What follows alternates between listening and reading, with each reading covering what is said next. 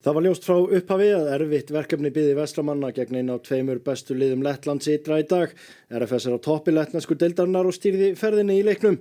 Færin létu á sér standa framan af en heimamenn skoruðu úr fyrsta færi sínu. Serbinn Stefan Panic kom liðinu eftir rúmlega stundafjórðungsleik. 6 mínútum síðar skallaði heimamaðurinn Janis Ikauniks boltann í markið eftir frábæra fyrirgjöf frá hægri. 2 færi og 2 mörk fyrir heimamenn.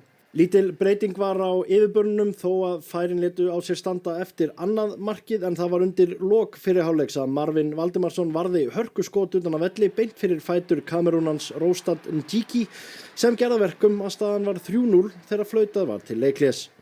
Vestramönnum tókst að færa sig aðeins framar á völlin eftir hléið.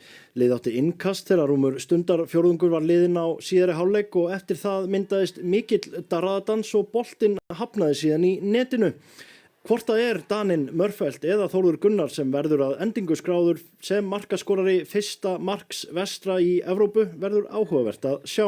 Það tók hins vegar heimamenn ekki langan tíma að endurnýja 3 marka forystuna. Darko Lemajic skallaði boltann í netið af stuttufæri, staðan 4-1. Í kjölfari voru heimamenn líklegri til að bæta við en vestramenn að minnka munin á ný. Meira var þó ekki skorað og þeir lettnesku koma með 4-1 forystu hingað til Íslands liðin eigast við eftir slétta viku.